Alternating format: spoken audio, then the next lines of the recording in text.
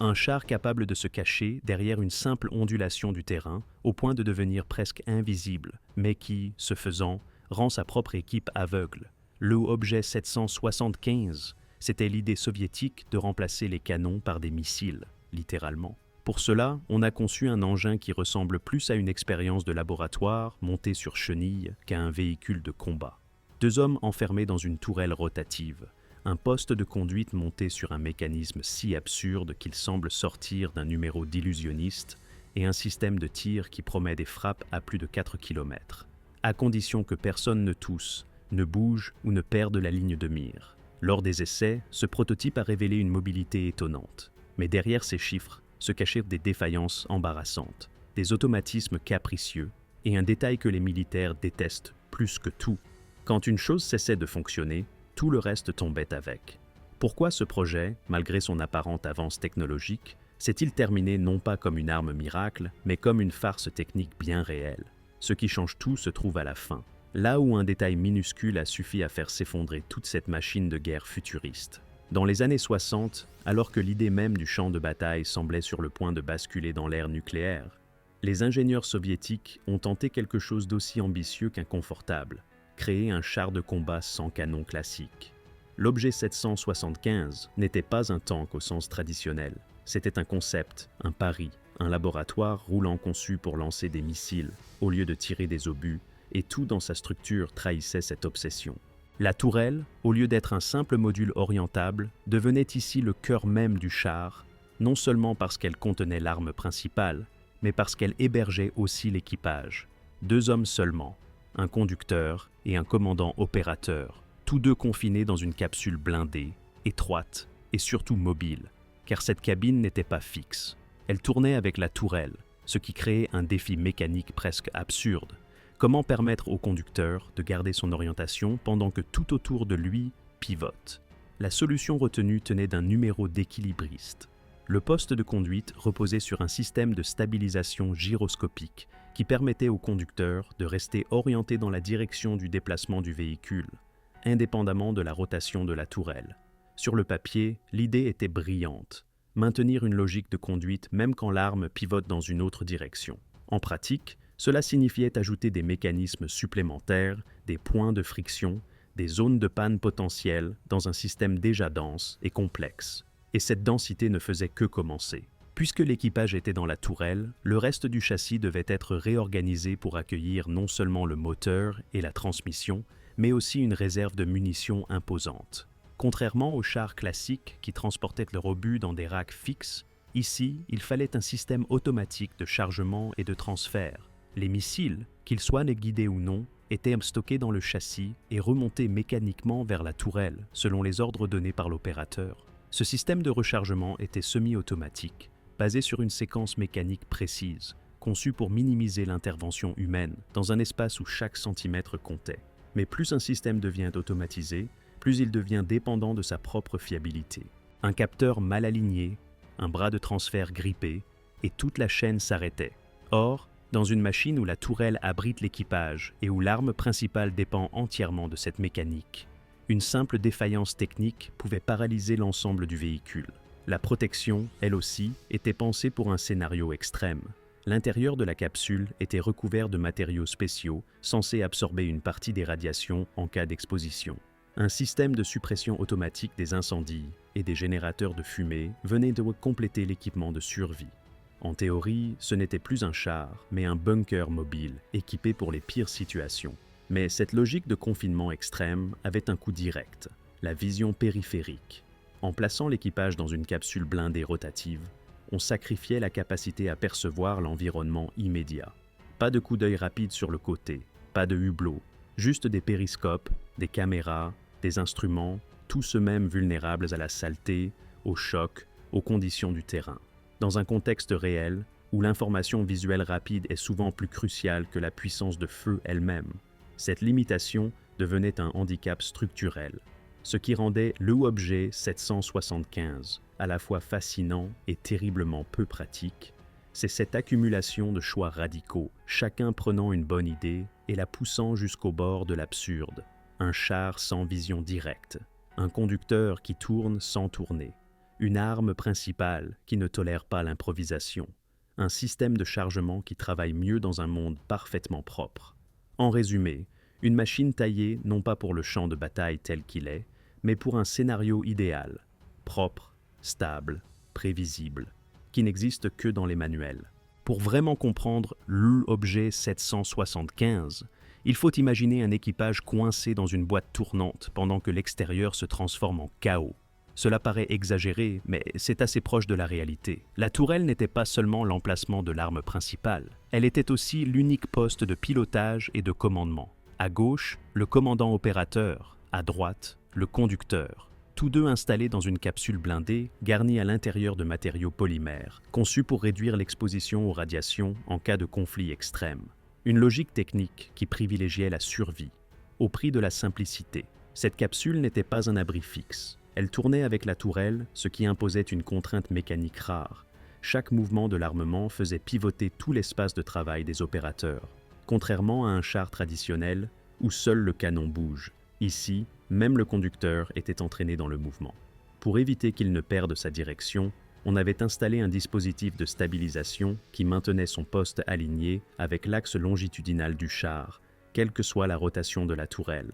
Une solution ingénieuse sur le papier, mais une véritable gymnastique mécanique dans la pratique, où la moindre erreur d'alignement pouvait compromettre la navigation. Et cela dans un espace déjà saturé. Plus la silhouette du véhicule était basse, plus l'habitacle était comprimé, plus la visibilité diminuait. Le conducteur ne disposait que d'un étroit champ de vision, limité à quelques périscopes et instruments. Ce choix de design, dicté par le désir de réduire au maximum la hauteur, faisait du char une cible plus difficile à repérer, mais aussi un véhicule presque aveugle. Toute l'information passait par des systèmes optiques qui devenaient des points de fragilité, soumis à la poussière, aux vibrations et à la lumière oblique. La tourelle abritait également le système de chargement automatique conçu pour transférer les munitions depuis le compartiment avant du châssis vers le lanceur. Contrairement aux chars classiques, où les munitions sont proches du canon, ici, elles étaient stockées en grande quantité dans la coque et remontées mécaniquement. Les documents techniques parlent de dizaines de projectiles, à la fois guidés et non guidés, acheminés par un système automatisé déclenché à distance. Un mécanisme qui devait combiner vitesse, précision et fiabilité, sous peine de transformer chaque rechargement en casse-tête. Mais cette automatisation, présentée comme un progrès, se révélait en réalité être un pari risqué, car plus un système devient autonome, plus il devient dépendant de sa propre perfection. Un simple capteur mal calibré, un bras qui se bloque, un vérin sous-performant, et toute la chaîne s'interrompait. Dans un véhicule aussi compact, où chaque centimètre est utilisé, l'entretien et la réparation deviennent un défi. Et en conditions de combat, il n'y a ni le temps ni l'espace pour démonter des modules complexes en pleine urgence. Un autre problème majeur résidait dans la coordination entre les commandes situées dans la tourelle rotative et les systèmes moteurs fixés à l'arrière du châssis. Pour transmettre les ordres de conduite, il fallait des mécanismes capables de fonctionner en rotation permanente, sans rompre les connexions ou créer d'interférences. Les ingénieurs ont donc dû développer des systèmes hydrauliques ou mécaniques spécifiquement conçus pour cette interface mobile. Cela fonctionnait, tant que tout restait propre, bien ajusté et correctement entretenu. Côté protection, l'Objet 775 se voulait avant-gardiste. Outre le blindage conventionnel, on trouvait à l'intérieur des matériaux polymères conçus pour atténuer les effets d'une explosion nucléaire ou de fortes radiations. Des systèmes anti-incendie automatisés étaient intégrés et des générateurs de fumée permettaient au char de dissimuler sa position ou de couvrir un repli. Un arsenal de sécurité adapté à un scénario extrême, mais qui augmentait encore la densité technologique d'un engin déjà surchargé. Le résultat, c'était un véhicule qui voulait tout faire, être petit, mais aussi puissant, être simple à utiliser, mais aussi entièrement automatisé. Protéger son équipage, mais au prix d'une visibilité réduite. 2 hommes devaient tout faire, conduire, viser, tirer, coordonner. Tout cela dans une capsule rotative où l'espace, l'ergonomie et la charge mentale atteignaient des niveaux peu compatibles avec les réalités d'un champ de bataille. L'Objet 775 n'était donc pas seulement un char, mais une démonstration technologique ambulante, conçue pour fonctionner dans un monde où tout marche parfaitement. Une illusion mécanique fascinante, mais peu indulgente face à l'imprévu. Une question surgit alors. Peut-on vraiment lancer des missiles avec efficacité depuis un système aussi instable sans que tout s'effondre à la moindre turbulence? La suite allait le prouver. Le véritable spectacle de l'objet 775 commence là où l'on ne s'y attend pas, au niveau du canon. Sauf qu'il ne s'agissait plus d'un canon au sens classique du terme, mais d'un lanceur. Ce détail sémantique en dit long sur l'état d'esprit des concepteurs. Plutôt que de recourir à une arme soumise à un fort recul, on a installé un tube de 125 mm servant essentiellement de rampe de lancement. Cela permettait d'intégrer tout le système dans une tourelle exceptionnellement basse, presque aplatie. Dans les documents, cette arme apparaît sous l'indice D126. Elle était conçue pour tirer deux types de projectiles fondamentalement opposés, des missiles anti-chars guidés et des munitions réactives non guidées. Cela peut sembler polyvalent, mais c'est en réalité une union forcée entre deux logiques techniques qui se neutralisent. Le missile guidé a besoin d'un environnement stable, d'une précision extrême au moment du tir et d'une chaîne de guidage intacte. Le projectile réactif, en revanche, exige un fonctionnement rapide, robuste, avec un cycle de rechargement fluide. Fusionner les deux dans un seul lanceur, c'est comme construire un stylo qui écrit aussi bien dans l'eau que dans l'espace. Possible, mais hautement fragile. Cette complexité interne rendait le système sensible, car il fallait en permanence passer d'un mode de tir à l'autre, mécaniquement et électroniquement. Le missile guidé était le joyau du projet. Lancé depuis le tube, il était ensuite dirigé vers la cible par un système semi-automatique. L'opérateur maintenait le point de visée, tandis que l'électronique transmettait les corrections au projectile. Selon les sources, le guidage s'effectuait soit par faisceau infrarouge, soit par commande radio. Dans les deux cas, cela supposait que la ligne de commande reste stable et propre, la moindre perturbation du signal, la moindre interférence, et le missile déviait. En laboratoire, cela se contrôle. Sur le terrain, c'est une autre affaire. Les chiffres sont impressionnants sur le papier. Portée maximale de 4 km, vitesse d'environ 550 mètres par seconde. La capacité de pénétration, elle, varie selon l'angle d'impact. On trouve deux estimations, environ 250 mm à un angle de 60 degrés et jusqu'à 500 mm en cas d'impact direct. De quoi théoriquement transpercer tout blindage lourd de l'époque, à condition que le tir soit parfait. Mais c'est là que réside l'absurdité. Ce char a été conçu comme si chaque missile allait toujours fonctionner comme dans les fiches techniques, alors que la réalité du combat est faite de poussière, de mouvements brusques et de cibles qui n'attendent pas. Sachant que les missiles ne seraient pas toujours adaptés, les ingénieurs ont intégré des projectiles réactifs non guidés dans l'arsenal. Ces munitions devaient en servir pour les cibles plus simples ou quand la situation ne permettait pas un tir guidé. Leur portée théorique pouvait dépasser celle des missiles, mais en tir direct, leur efficacité restait très limitée. Dans les faits, elles servaient surtout d'alternative d'urgence lorsque le système de guidage montrait ses limites ou que la cible ne justifiait pas l'usage d'un missile coûteux. Pour alimenter tout cela, un rechargement semi-automatique avait été développé. L'opérateur n'avait pas seulement à viser et tirer, mais devait aussi gérer l'approvisionnement. Il lançait les cycles de rechargement via une interface qui commandait les bras mécaniques depuis le châssis. Ce choix visait à réduire la taille de l'équipage et à gagner de l'espace. Mais il introduisait aussi un nouveau risque. Si l'un des mécanismes de transfert se bloquait, c'est toute la chaîne de tir qui était paralysée. Dans un char qui doit basculer d'un type de munition à l'autre, cette vulnérabilité devenait critique. En parallèle, un mitrailleuse coaxiale de 7,62 mm avait été ajouté, presque comme une blague, car dans un engin où chaque tir principal exige une séquence de lancement sophistiquée, cette arme secondaire semblait un aveu involontaire. Parfois, une solution simple est la seule qui fonctionne. Cette mitrailleuse permettait au moins de répondre rapidement à une menace sans tout un protocole de préparation. Et c'est ici que l'on touche à la contradiction centrale du projet.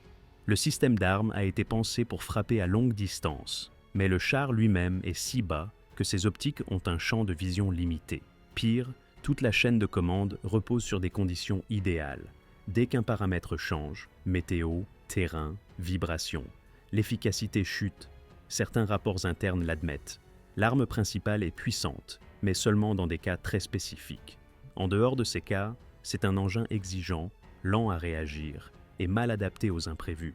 À cela s'ajoute un contexte historique révélateur. Au début des années 60, beaucoup croyaient que les missiles allaient remplacer tous les systèmes classiques. Ce char est un pur produit de cette illusion. Mais l'illusion ne suffit pas à rendre un système fiable, maniable et robuste. On peut lancer une roquette à 4 km, on peut compacter un canon dans une tourelle basse, on peut automatiser le rechargement, mais à la fin, tout dépend d'un homme enfermé dans un poste étroit qui doit viser avec précision pendant que son véhicule secoué traverse un terrain hostile. L'objet 775, avec son arme futuriste et ses performances théoriques, est devenu un exemple parfait d'une machine qui fonctionne surtout sur le papier. Il promet la précision, la portée, la puissance, mais il exige un alignement parfait de trop nombreux paramètres. Et tout cela pose une nouvelle question essentielle. Si la puissance de feu est aussi dépendante des conditions, alors le châssis et la mobilité devront compenser. Sinon, ce véhicule n'est qu'un démonstrateur coûteux et capricieux, incapable de survivre au réel. Ce véhicule ne devait pas seulement frapper, il devait surtout éviter d'être frappé. Toute la logique de l'objet 775 reposait sur l'idée qu'un char pouvait survivre non pas grâce à son blindage, mais grâce à sa capacité à se faire oublier. Et pour cela, l'arme secrète n'était pas le missile, mais la haute mobilité contrôlée. Pas une vitesse brute, mais une capacité à changer d'attitude, littéralement. Le char pouvait s'abaisser, s'accroupir, se camoufler en jouant avec la hauteur de caisse. Un comportement plus proche d'un animal embusqué que d'un blindé traditionnel. Au cœur de ce système, on trouvait une suspension hydropneumatique, sophistiquée, capable de modifier la garde au sol en fonction des besoins. Contrairement aux barres de torsion classiques, cette suspension utilisait des accumulateurs de pression et des régulateurs pour adapter dynamiquement la hauteur. Les documents parlent d'un écart allant de 420 mm à seulement 170 mm. Dans sa position la plus basse, le char devenait presque invisible derrière un simple repli de terrain, au point de donner l'impression qu'il fusionnait avec le sol. Mais cette discrétion visuelle avait un prix. Plus le véhicule était abaissé, plus il devenait difficile à manœuvrer. Les vitesses élevées devenaient risquées, les angles d'attaque limités. L'engin était donc le mieux camouflé quand il était le moins mobile, et le plus rapide quand il redevenait plus visible. Une contradiction technique majeure qui obligeait le commandant à jongler en permanence entre furtivité et agilité, sans jamais pouvoir avoir les deux en même temps. Le moteur choisi était un diesel à pistons opposés, modèle 5TDF, d'une puissance d'environ 700 chevaux. Compact, puissant, mais exigeant. Il permettait d'atteindre des vitesses proches de 70 km/h sur terrain plat, avec une autonomie d'environ 500 km sur route. Cela donnait au char une capacité de déplacement rapide sur de courtes séquences, idéale pour changer de position après un tir, car ici, il ne s'agissait pas de tenir une ligne, mais de apparaître, frapper et disparaître. Le train de roulement aussi reflétait cette volonté de modernité. Chenilles à articulation caoutchouc-métal, galets avec amortissement interne, tout était pensé pour absorber les chocs sans déstabiliser la plateforme. Mais tous ces raffinements mécaniques demandaient un entretien constant, sous peine de dysfonctionnement. Une suspension hydropneumatique n'est pas un système que l'on installe puis oublie. Elle requiert des vérifications fréquentes, des contrôles de pression, des interventions techniques. En situation réelle, cela signifie dépendance totale à la logistique, ce qui va à l'encontre du concept d'unité autonome, mobile et furtive. L'un des tours de force les plus impressionnants restait cette capacité à se dissimuler dans des irrégularités de terrain minimes. Un char classique a besoin de bâtiments, de forêts, de collines pour se cacher. L'objet 775, lui, pouvait exploiter un simple fossé, une petite bosse, une tranchée légère. Sa silhouette basse, combinée à la suspension réglable, le rendait apte à disparaître dans des endroits que tout autre véhicule aurait ignorés. Ce n'était plus un char, mais une sorte de prédateur mécanique capable de s'enfoncer dans le décor. Mais ici encore, le génie technique révélait ses limites. Cette même silhouette basse réduisait l'os angle de vision. Voir sans être vu, oui, mais encore faut-il pouvoir observer correctement. Et avec une tourelle aussi basse, la position de tir parfaite était souvent aussi une position aveugle. Le commandant devait sans cesse repositionner le char, ajuster la hauteur, lire le terrain, tout en maintenant le système de tir prêt. Une charge de travail énorme, concentrée sur seulement 2 opérateurs. Le paradoxe, c'est que, plus le char était discret, plus il dépendait de conditions idéales. Bon terrain, bonne visibilité, bon timing. Le moindre grain de sable dans cette mécanique rendait l'ensemble bancal. Et malgré ses prouesses théoriques, ce char n'était performant que dans un cadre très précis.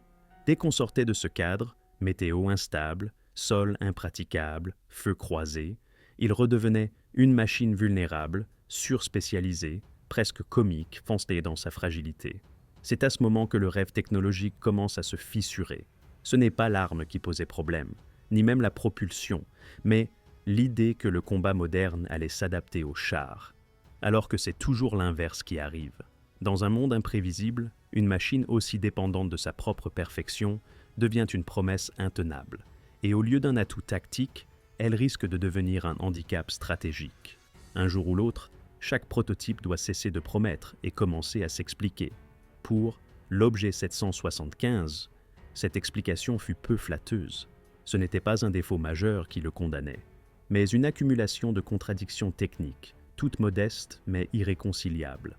Sur le papier, le véhicule impressionnait. Environ 36 tonnes, une silhouette incroyablement basse, une mobilité surprenante et une puissance de feu qui, en théorie, semblait redoutable.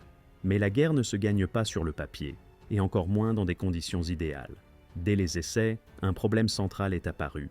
Utiliser un missile comme arme principale n'offrait pas l'avantage décisif espéré sur les distances courtes et moyennes. Pas parce que les missiles étaient mauvais, mais parce qu'ils exigeaient une stabilité, une coordination, un contrôle de l'environnement que le champ de bataille réel refuse presque toujours. La chaîne complète, acquisition, guidage, stabilisation, devait fonctionner sans faille. Et lorsqu'un maillon vacillait, tout le système devenait inefficace. Ce char n'était performant que dans un contexte lent, maîtrisé, sous contrôle. Or, un combat réel est tout sauf cela. S'ajoutait un autre obstacle majeur, l'ergonomie. Escuris. 2 hommes pour gérer un char entier, cela peut sembler efficient, mais dans la réalité, cela signifie surcharge cognitive permanente. Le commandant devait non seulement coordonner et donner les ordres, mais aussi contrôler les systèmes complexes de tir et de visée. Le conducteur, lui, était assisté par une technologie sophistiquée, mais privé de vision large et de confort minimal. Chaque déplacement, chaque décision, chaque manœuvre demandait une concentration extrême. Quand l'adrénaline monte, même une interface bien conçue peut devenir un cauchemar. Et ici, chaque erreur se payait cher. Un autre talon d'Achille apparaissait dans la fiabilité des composants électroniques.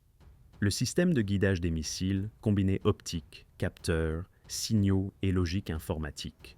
Or, au début des années 60, cette technologie restait fragile, surtout dans un véhicule soumis aux vibrations, à la poussière et au choc. En laboratoire, ces composants pouvaient fonctionner, mais sur le terrain, dans une séquence de combat réel, leur comportement devenait imprévisible. Et le pire, c'est que tout le concept reposait sur eux.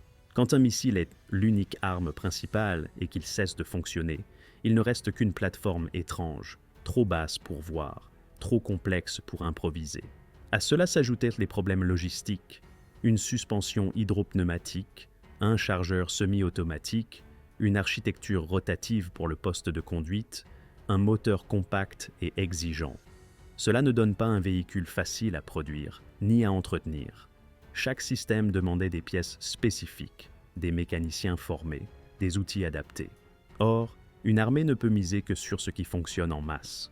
Peu importe qu'un engin soit fascinant s'il est incapable de se reproduire à grande échelle ou de survivre loin de ses ateliers. Le moindre problème technique se transformait en casse-tête et l'ensemble du concept devenait économiquement invivable.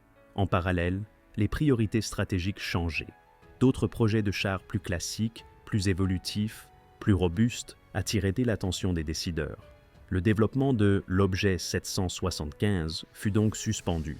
Officiellement, on préféra se concentrer sur des véhicules plus standardisés ou sur d'autres plateformes de missiles. Mais en réalité, ce prototype souffrait d'un défaut fondamental. Il exigeait que l'armée change sa façon de faire la guerre, alors que c'est toujours la machine qui doit s'adapter à la guerre, jamais l'inverse. Et c'est là que réside toute l'ironie. Ce char voulait prouver que l'ère des canons était révolue. Il s'est retrouvé incapable de fonctionner dès que le monde réel ne correspondait plus à ses paramètres idéaux. Il visait l'avenir, mais avec des contraintes qui le rendaient dépendant d'un présent trop incertain. Il ne manquait pas d'idées. Il en avait trop. Trop d'innovation, trop de technologies entremêlées, trop d'exigences de perfection dans un contexte fondamentalement chaotique. Les militaires l'ont compris rapidement. Pour faire fonctionner cette machine, il ne suffisait pas de fournir des pièces détachées. Il aurait fallu réinventer toute une doctrine de combat. Et cela, aucun état-major ne pouvait se le permettre. Ainsi, l'Objet 775 n'est pas devenu une arme révolutionnaire, mais un avertissement mécanique. Un char qui, au lieu de s'imposer sur le champ de bataille, a passé son existence à Steyr, convaincre lui-même qu'il était vraiment un char.